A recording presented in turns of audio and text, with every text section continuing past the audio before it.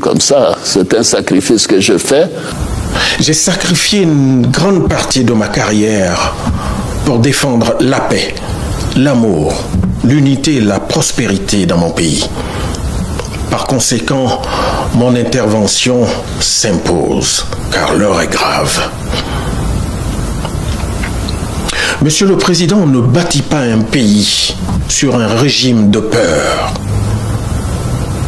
On ne bâtit pas un pays en exilant ses fils et en emprisonnant les porteurs d'idées opposées.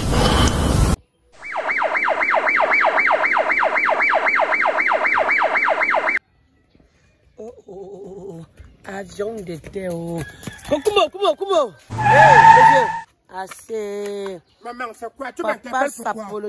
Maman, c'est quoi? Tu parles au combo. Maman, tu ne vois pas comment mon cerveau est en musculation? Il faut vraiment connaître quand ton cerveau est dans ta tête. Maman, Papa. Si ce que j'entends là, c'est la vérité. Quoi? Ce que je suis en train d'entendre, maman, j'ai toujours parlé aux gens. Maman, quand tu veux saboter l'enfant de Dieu, la tempête de Dieu doit te frapper. Maman, papa. Maman, est-ce que tu connais que on peut quitter de la prison pour la présidence?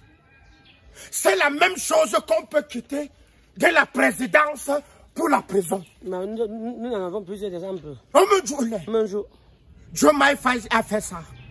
De la prison à la présidence. Nelson Mandela a fait ça. De la prison à la présidence. Ils ont tout en commun. Garde du corps et garde prisonnier. Maman! Garde président, c'est pas garde prisonnier. Voilà ça. Maman! Papa. Si c'est réel, ce que je suis en train d'entendre, c'est que c'est comme ça là, ce qu'on appelle en patois. Apingeno. Apingeno, ça veut dire quoi? Maman! Ça c'est le retour. Le retour. Parce qu'il n'accède pas au pouvoir en marchant sur le sang. En nageant sur le sang.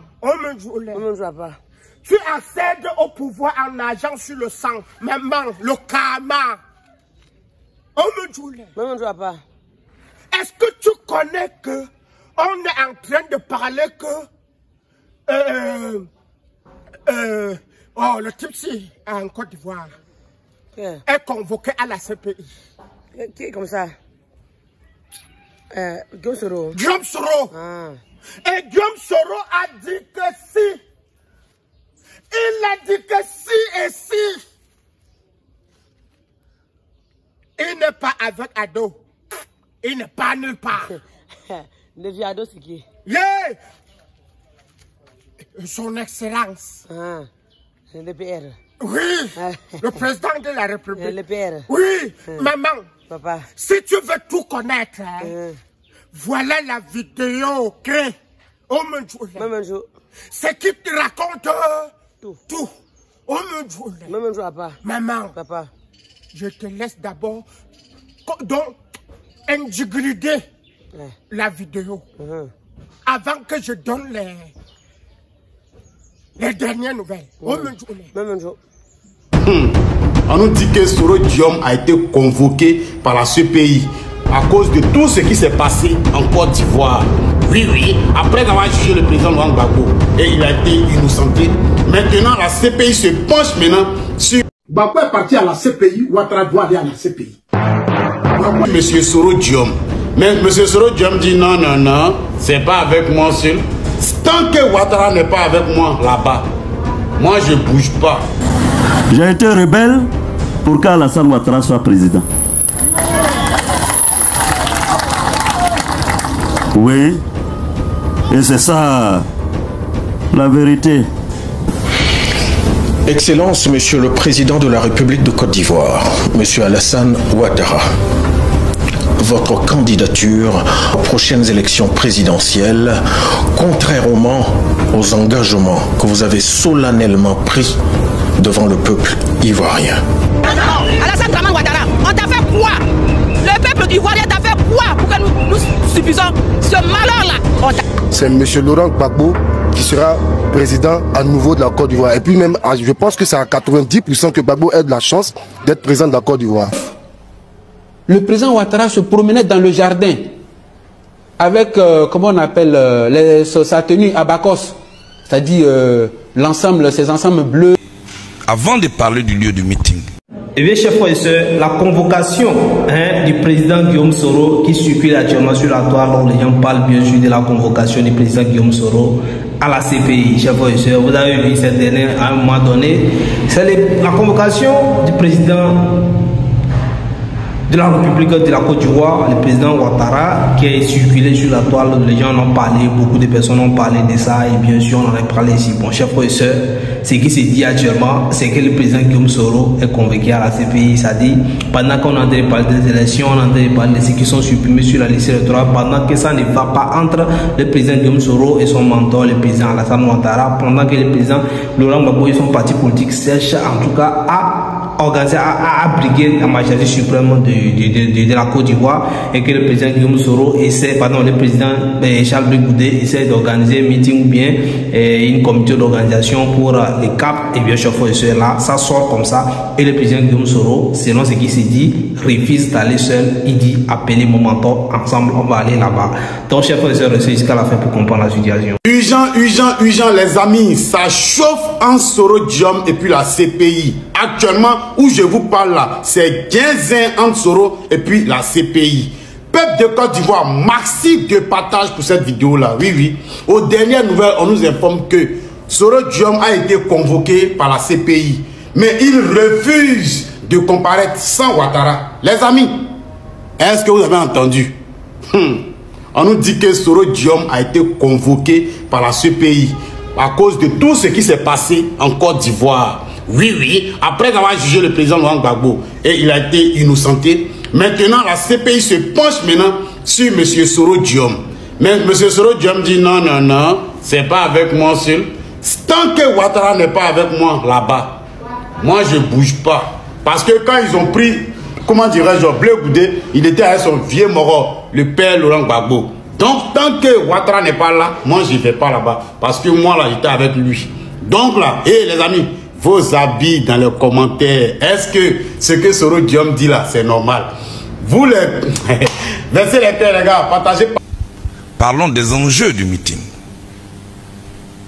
qui est une action d'expression. Gbagbo est parti à la CPI, Ouattara doit aller à la CPI. Gbagbo aller à la CPI, Ouattara doit aller à la CPI. Wow. Je mets le combat de mon pays, la stabilité dans mon pays, la paix dans mon pays. Et le président Ouattara, c'est un Ivoirien. Voilà, vidéo là, enregistrez ça très bien. Enregistrez ça bien. Détective l'entendre que ça saute dit. Le président Ouattara ne serait pas candidat en 2025. Vous qui bavardez, qui insultez, voilà le président Ouattara. Assimi Goïta a arrêté, c'est nos soldats. On insulte partout. On le traite de partout. Vous êtes muets. Personne ne parle aujourd'hui. C'est nous, on est sur les réseaux sociaux. Jusqu'à les Maliens ont mon nom. Je suis le seul sur les réseaux sociaux. Allez-y sur les pages. Toutes les pages, c'est ma photo. Comment les vrais fils de la Côte d'Ivoire, c'est eux qui souffrent plus. Pourquoi Alors que le président Ouattara, moi, Amadou Gom m'a dit, fonds Covid là, où ils ont mis, ils vont nous dire. Fonds Covid là, où ils ont mis là, ils vont nous dire un jour. Les gens ont eu trop de financement. Comment dans un système, des gens se battent pour le système. Autant au RDR, toutes nos activités politiques, on avait combien de ministres dans le gouvernement de Gbagbo? Dans le gouvernement de Gbagbo, on avait combien de ministres? On avait 7 ministres. Les 7 ministres ont su mettre les Ivoiriens ensemble. Amadou Gom perd son âme. Moi, Zasso, nous les autres groupes ethniques qui sont dedans, il ne sait pas faire de différence. Il prend son téléphone, il t'appelle.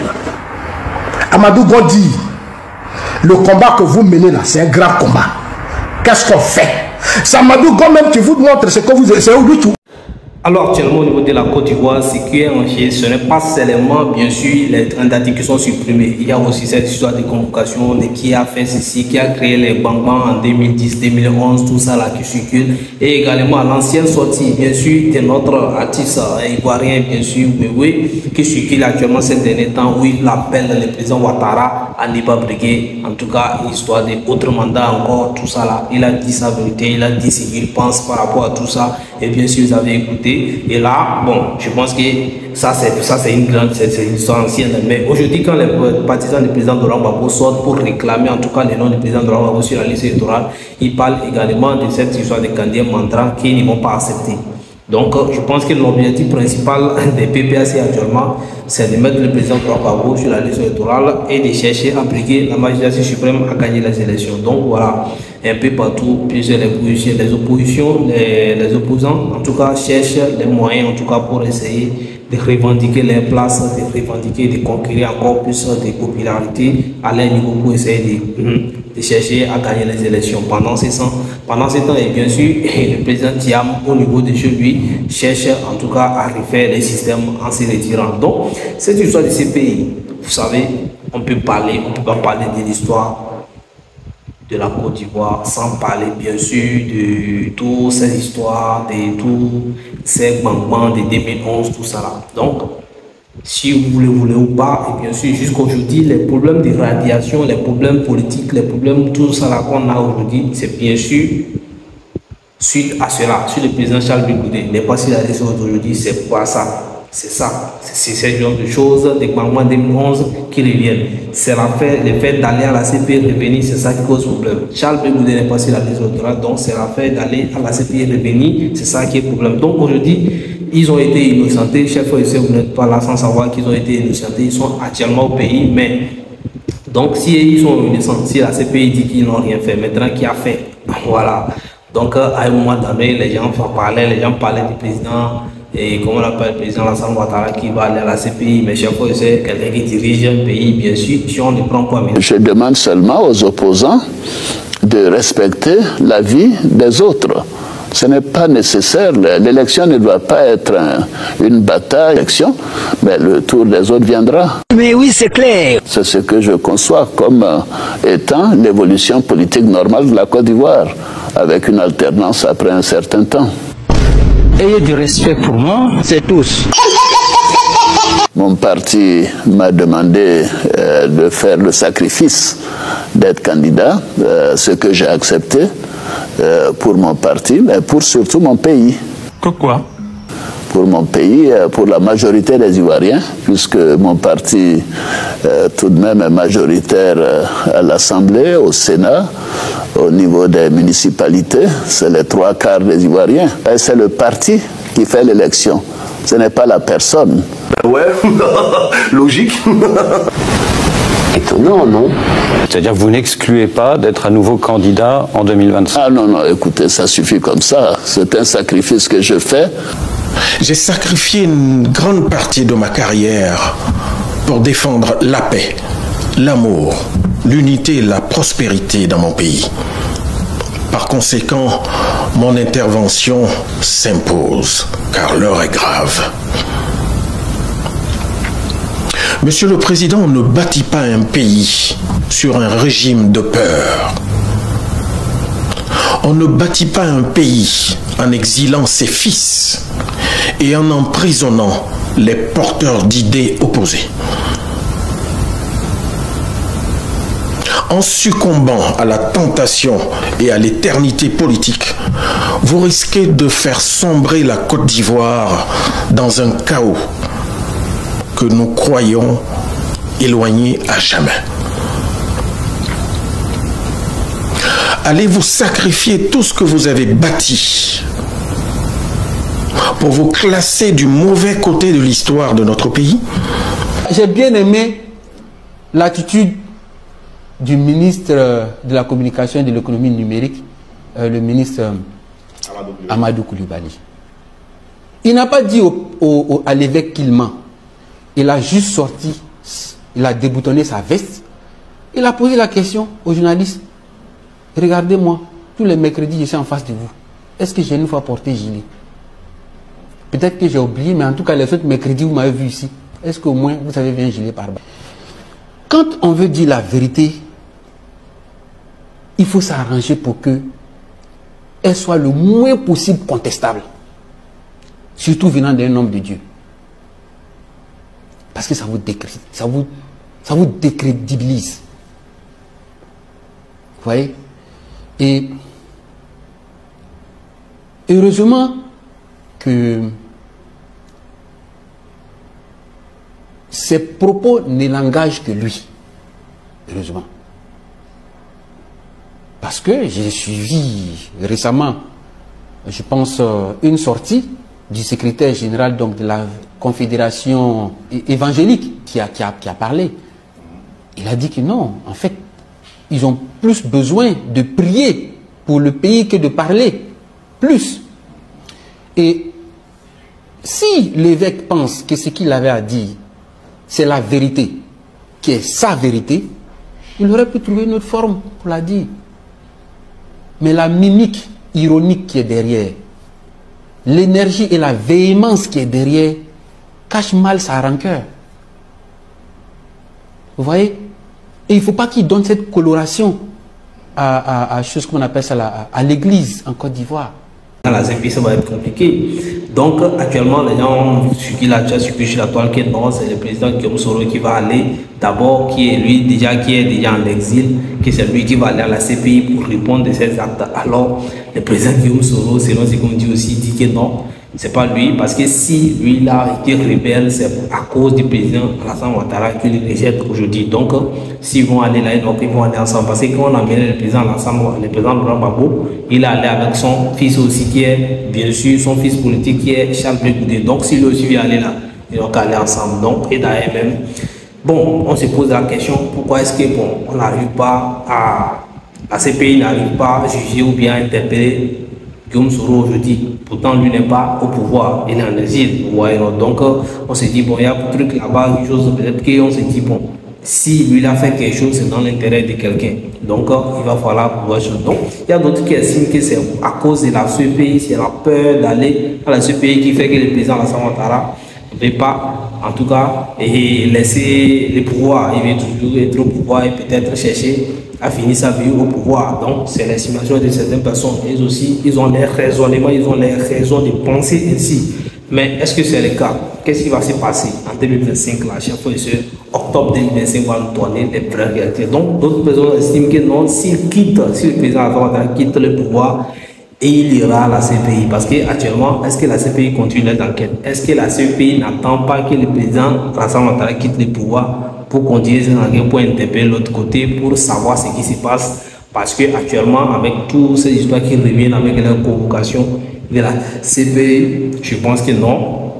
Il y a un truc qui se prépare de ce côté-là. Donc, ce qui est sûr, il y a quelqu'un qui est coupable. Il y a quelqu'un qui a fait tomber. Ce qui est sûr, il y a plus de milliers de personnes qui sont tombées. La viande, le riz, l'huile, la tchéké, tout ça est trop cher et tu n'arrives pas à manger. Nous t'ouvrons les bras.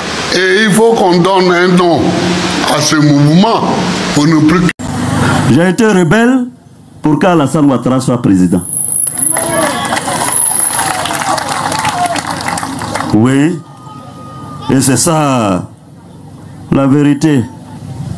Et les cartes d'identité là, vous êtes tous témoins, on vous a donné ça gratuitement. Plus de 6 millions de cartes d'identité en Côte d'Ivoire en 2009. C'est vrai ou c'est faux? Que les gens se trompent. Trop, c'est trop.